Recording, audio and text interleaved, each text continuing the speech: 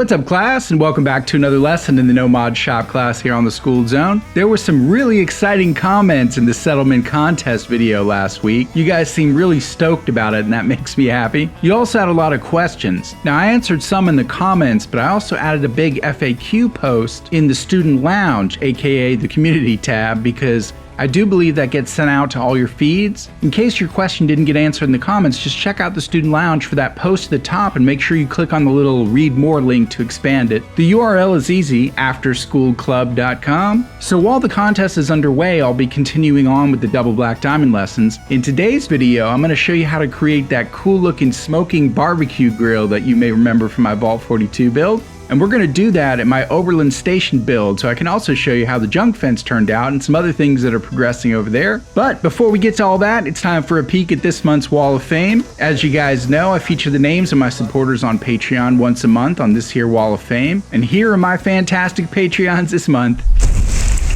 I really appreciate all of you helping me get a little closer to doing YouTube full time. We are over 2/3 of the way to the next Patreon goal, which would allow me to upgrade my microphone. I'm so looking forward to that. Now, many of you gotten used to the audio quality on my videos, but there would definitely be a huge improvement to the audio quality with a new microphone. So jump on over to my Patreon page if you want to help me move that dial a little further on the school bus speedometer.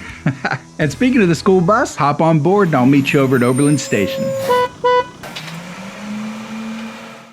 Okay, here we are. Now, a lot of you guys enjoy the follow-ups and updates to my progress that I do as sort of prologues to some of my videos because, you know, you get to learn cool new tips and tricks along the way that are too short for their own videos. But some of you I know just want to get straight to the main lesson. So as usual, I'll put up a quick time code if you want to skip ahead. Now, I left it sort of a cloudy day on purpose because the first thing I'm going to show you is how I upgraded the firework mortar. A viewer named Benjamin Chimp suggested that I replace the blue on-off switch with the delayed off switch. That way I wouldn't need to switch it back off again. It would just fire one clear weather shell and then automatically switch back off again. Great idea. I totally forgot that you can manually switch those delayed power switches right from the pylon. They don't need an extra switch if you don't want it. You can just walk up to it and click the reset option. It'll flick the power on for just a moment and then automatically switch back off again, you know, saving you an extra flick of the switch. Now you want to hook it up to a terminal first and set the delay to 0.5 seconds. That way it doesn't shoot off a second shell if you've got more stored in there. That way it can just, craft like a dozen of them and throw them all into the firework mortar for storage and then fire off one at a time as needed. So I appreciate the reminder about that, Benjamin. Next upgrade also came from a viewer suggestion. In order to keep my spotlight running almost completely uninterrupted, a viewer named Don Davis suggested I add a second interval switch to my spotlight controls. It took some experimentation for me to figure out the right timing of it, but I think I did it. Let's take a look inside my secret control room here that you guys saw me show a few videos back. Okay, here we are in my little secret control room. Okay, so power is running from that conduit out there to this piped conduit in here, which I just have running around the corners of the little inner area, you know, to save some wires going across and save some space. And then here are the two switches. As you can see, they're headed up to the spotlight up there, which you also saw I had a poster there. That's just covering up the extra wires. Plus, it looks kind of cool. Okay, so using a terminal, if you set the first interval switch to 8 seconds on and 1 second off, and the second interval switch to 10 seconds on and 1 second off, what'll happen is there will almost always be power to the spotlight because two interval switches will almost never fall on the same moment where they're both without power. Now, I say almost because it'll run for several minutes before both coordinate and it'll hardly be noticeable. That's a big improvement on my original idea of only having one interval switch. And if you wanted to get even more fancy, you could add even more interval switches, each offset by 2 seconds to make it go even longer. And by the way, if you're wondering why this is even necessary, it's because of a spotlight glitch that the developers never bothered to fix, where the spotlight goes dead on its own sometimes, you know, when you show up at your settlement. I'll throw up a link to my original video so you can hear the full details on that. Lastly, let's take a quick tour of the junk fence and see how all that turned out, as well as some other improvements I made around the settlement. You can just step right out through here. I love that. Okay, well, let's start around, we'll start around the front. How about, oop, Brahmin in the way. Oops.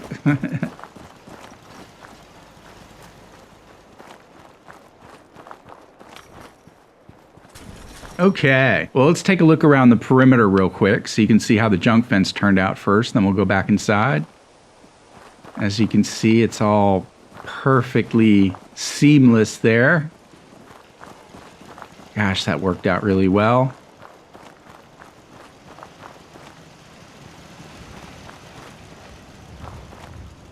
That's just so cool.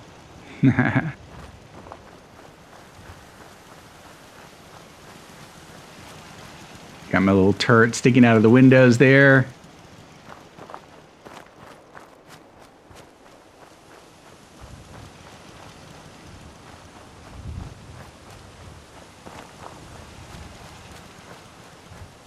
All right, no gaps. All right, that is pretty awesome. That, believe it or not, that is my first fully enclosed junk fence that I've built in Fallout 4. I know you guys are like, what? I'm just not normally a raider settlement style kind of builder. You know, I like sort of the cleaner modern look, but, you know, I've been really itching to try to build something with a raider look to it.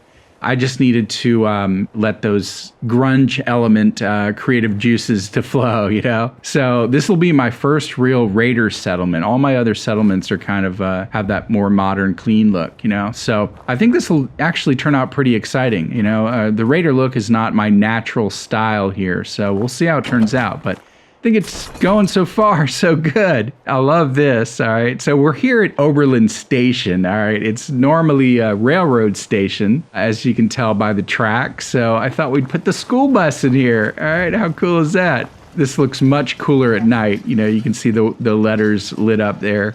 Actually, if you guys want to stick around to the very end of the video, I'll put a little extra footage in here of how this looks at night so far. Now, this build isn't complete by any means, so I'm just giving you a little progress report here, you know, but yeah, the bus slides along the tracks, I guess, you know, over to here, pulls up on a little pit stop ramp before it rolls down off the ramp and down over the tracks, you know.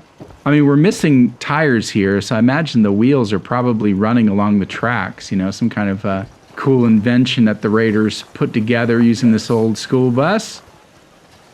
Oh, and I took out the sloped ramps and made them sort of side ramps, so there'd be a little more room to walk through here. It's got a little footlight there. It's awesome. For now, I just have some sleeping bags in here temporarily for the settlers while I remodel this little boss room up here. So I put some flooring in. Didn't quite fit on the end, so I put some rubber mats down. And I imagine some furniture will fill in that area nicely. So I'll put some kind of door mechanism in here. Fixed up the picket fencing around there, but still kind of made it look junky. All right, then we have the guard at his guard post, which is kind of cool. It worked out. You know, one of the disadvantages of Overland Station is that not only are these railroad tracks here, which make it really difficult.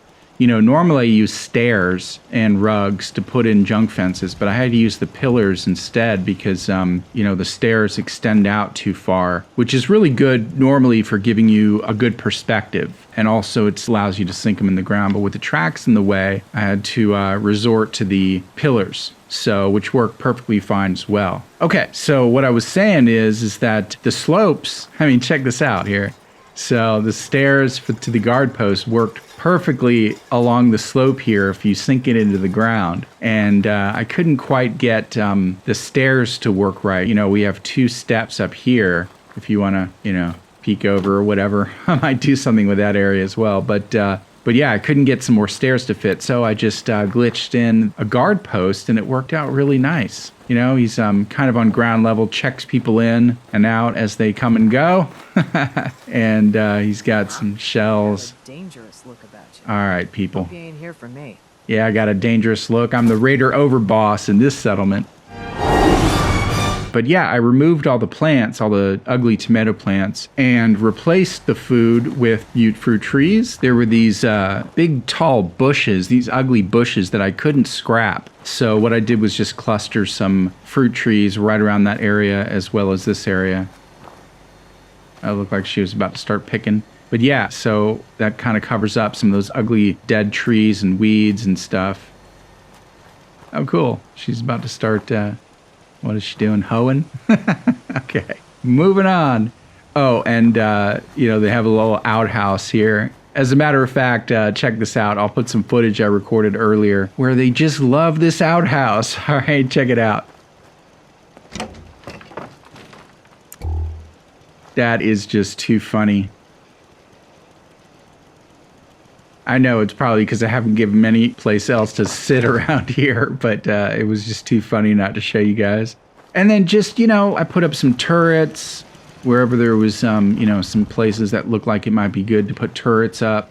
Worked out really well. Wanted to kind of break up the monotony of the junk fence, so I slipped in this prefab house here, which I'm not sure what I'm going to do with yet, you know. It had the open windows, so I put the turrets in there.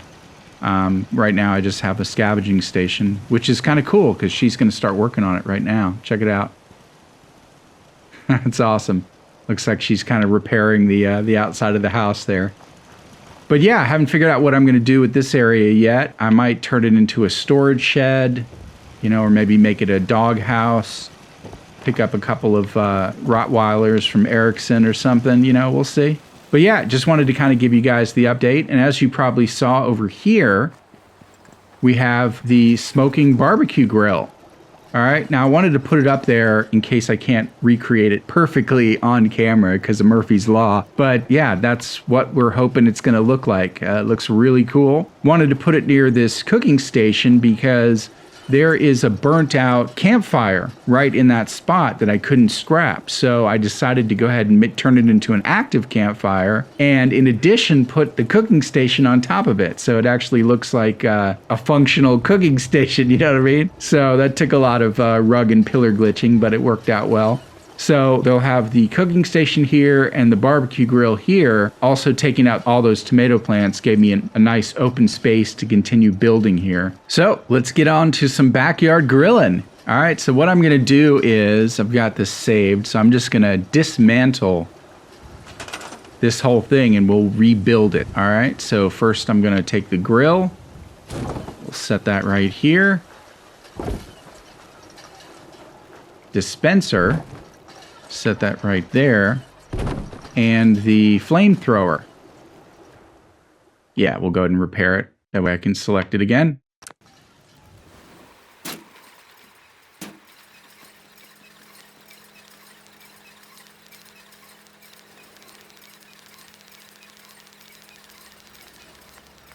Okay, so here is the outdoor grill.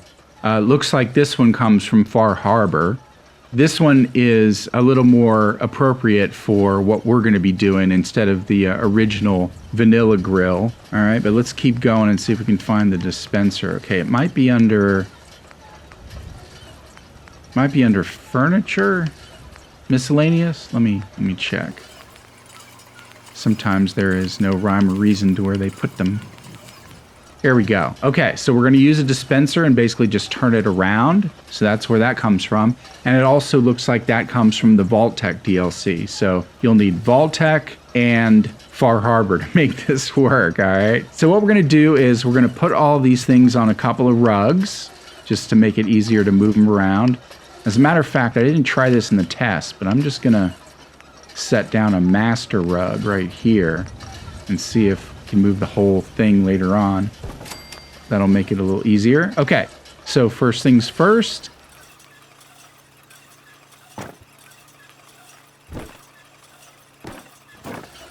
We're on a slope, so let me do that again.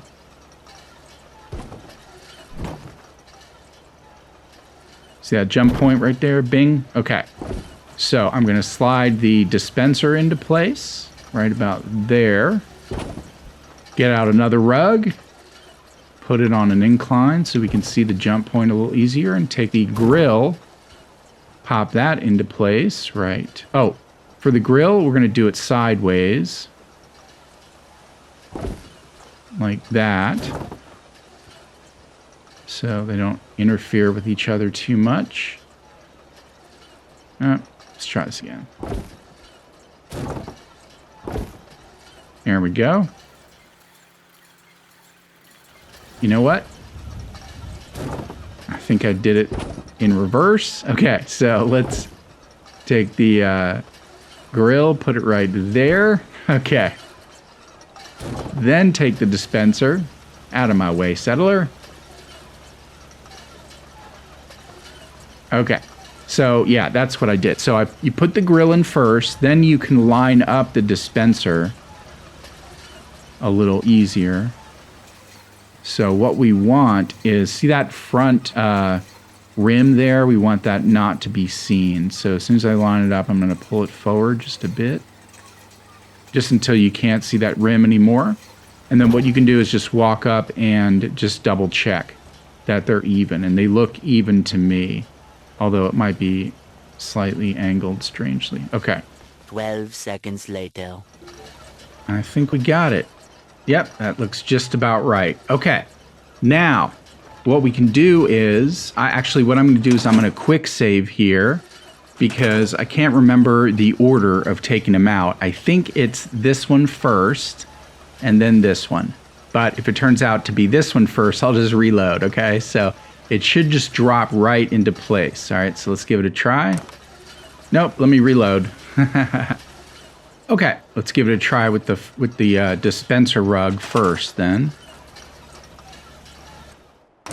Perfect. Okay, that's the one. All right, so you're going to want to pull out the dispenser rug and leave the grill rug in place. Okay. And let me just see if this is even going to move. It is. Okay, nice, nice. Now, the flamethrower. All right, so what we want is to hook this flamethrower up so it starts flaming and then disconnect it and let it die off so it's just smoking. So let's put this one on a rug.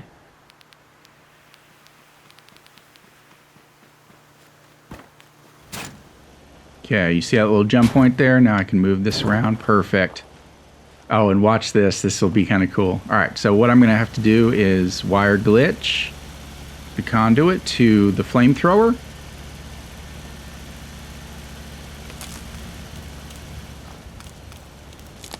Okay, then you can remove the wire. And check this out. I'm just moving the flame everywhere. Hold still, I'm going to flame you. Okay. All right, so now as soon as I set this down, it is going to start smoking, okay? So I'm going to set this in here. And do you see how it's smoking right there?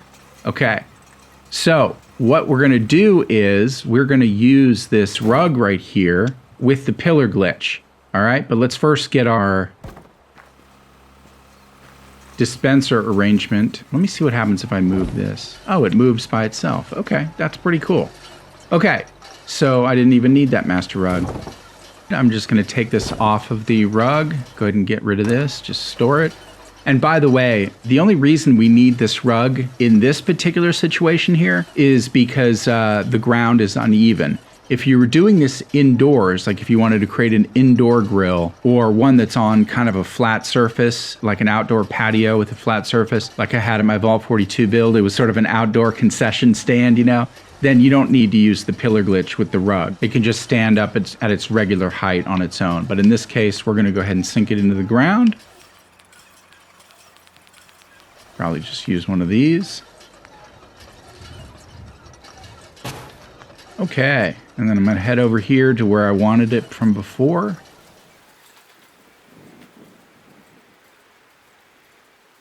I think I had it about right there, yeah.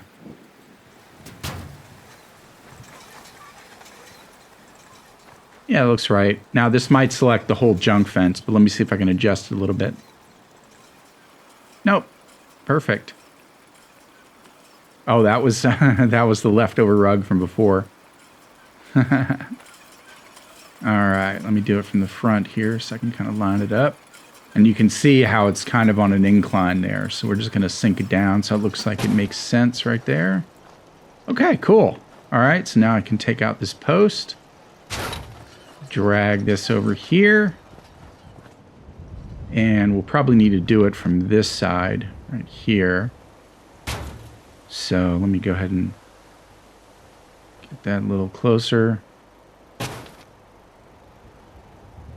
Perfect. Okay, now what we can do is, normally I'd have some more room. I wouldn't be on top of this fire here.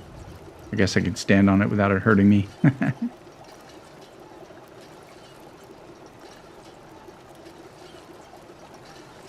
No, I'm going to need a little more room. So, let's see here. We can probably put this on a couple more rugs, actually, so I can give myself some room to maneuver it into place.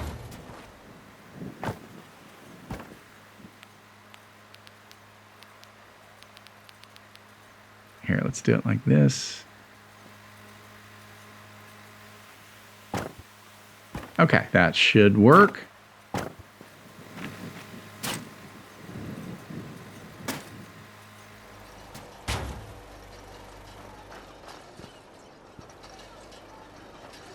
Okay. All right, so you guys get the concept there, right? So there we go. Okay. All right, I think I can do it. You probably won't have all these junk fences in the way when you're trying to line it up. Okay, so the trick now to getting the smoke down in there is just to sink this in place. Most of you guys probably already know how to do this, but if you don't know how to raise and lower objects, then I'll put a link to my original 5 must-know tips video, okay? So what I'm going to do here is just sink this down.